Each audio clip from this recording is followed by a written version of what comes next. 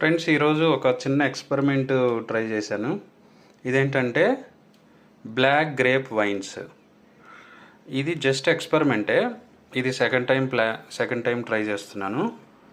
Actually మీకు smash చేయకముందు చూపించాలి. ఈ బ్లాక్ గ్రేప్స్తో వైన్ చేయొచ్చని నేను ఎక్కడో చూశాను.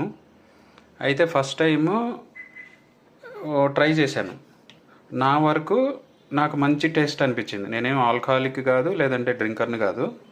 జస్ట్ అసలు వైన్ టేస్ట్ ఎలా ఉంటుంది అని చూసినప్పుడు నాకు భలే ప్లెజెంట్గా అనిపించింది. ఎవరికైనా గెస్ట్లు వస్తే మంచి జ్యూస్ ప్లేస్లో ఇలాంటివి సర్వ్ చేయొచ్చు అనేది అనిపించింది. సో ఈరోజు కొంచెం టైం దొరికింది, ఒక 10 minutes.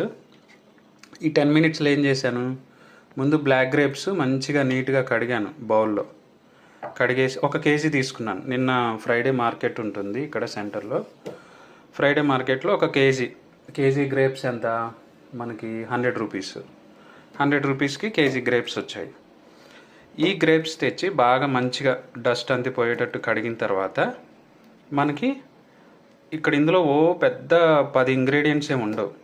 So just black grapes, మంచి ఫ్రెష్గా ఉండే గోధుమలు, వీట్, తర్వాత జస్ట్ షుగర్ అని ఎందుకు చూపించానంటే ఈ మధ్య చాలామందికి షుగర్ చూపించడం, షుగర్ వాడుతున్నా చాలా నామోషిగా ఫీల్ అవుతున్నారు. కానీ నేను అట్లా ఫీల్ అవ్వను. ఎందుకంటే ఇక్కడ టెక్నికల్గా మీరు నేర్చుకుంటే, స్టడీ చేస్తే షుగర్ ప్లేస్లో బెల్లం మంచిది అని చెప్తుంటారు.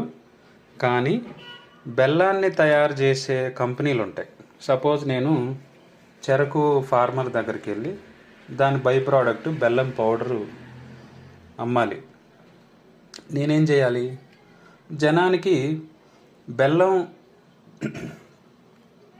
ఎట్లా అమ్ముడు పోవాలో చెప్పాలి. అంటే స్వీట్ కోసం వాడతారు. సో షుగర్ మంచిది కాదు, బెల్లమే మంచిది అని అనిపిస్తే వాడతారు. రెండు కూడా గ్లూకోజ్ లెవెల్స్ని పెంచేవే, రెండు కూడా స్వీట్ ఇచ్చేదే.